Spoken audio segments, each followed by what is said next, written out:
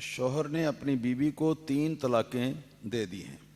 Union council نے رشتہ داروں سے مل کر صلح کروا دی ہے، یہ فرمائیں کہ اس کا حل شرعی طور پر کیا ہے؟ شرعی فیصلہ یہ ہے کہ 3 طلاقیں جب دے دی جائیں تو ان کے بعد عورت مرد کے اوپر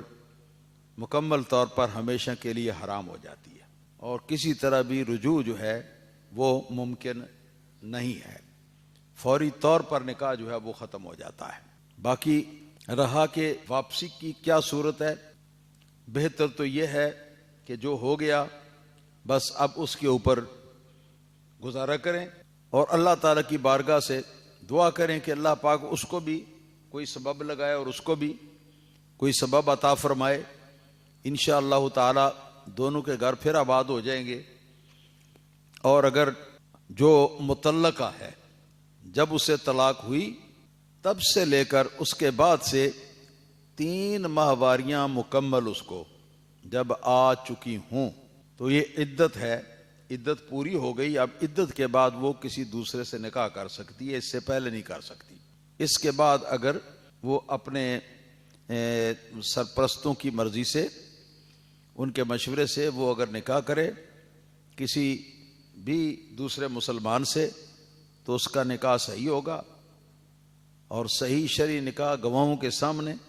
باقاعدہ حق مہر کی ادائیگی کے ساتھ ہو۔ پھر اس کے بعد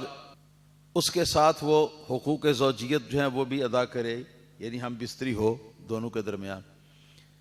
اور پھر اس کے بعد اگر وہ دوسرا شوہر جو ہے وہ طلاق دے دے تو اس کی طلاق کے بعد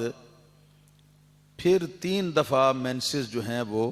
اس بی کو آ جائیں، 3 دفعہ اس کو حیض آ جائیں، 3 دفعہ ماہواری آ جائے، آ کے ختم ہو جائے، تو اس کے بعد پھر وہ اس اگلی طلاق کی بھی عدت پوری ہو گئی۔ اور جب یہ اگلی طلاق کی بھی عدت پوری ہو جائے تو اب یہ عورت جبکہ دوسرے شخص کے نکاح اور مباشرت کے عمل سے گزر کر جب طلاق حاصل کر کے فارغ ہو گئی ہے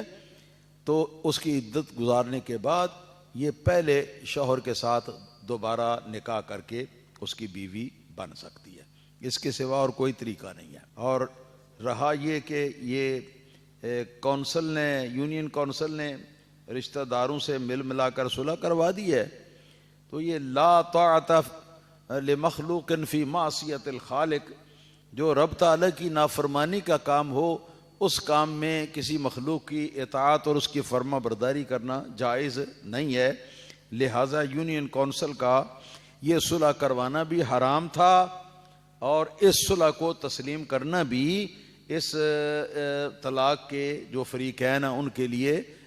تسلیم کرنا بھی حرام تھا، حرام ہے اور حرام رہے گا جب تک کہ ایک اور شادی جو ہے وہ نہ ہو لے۔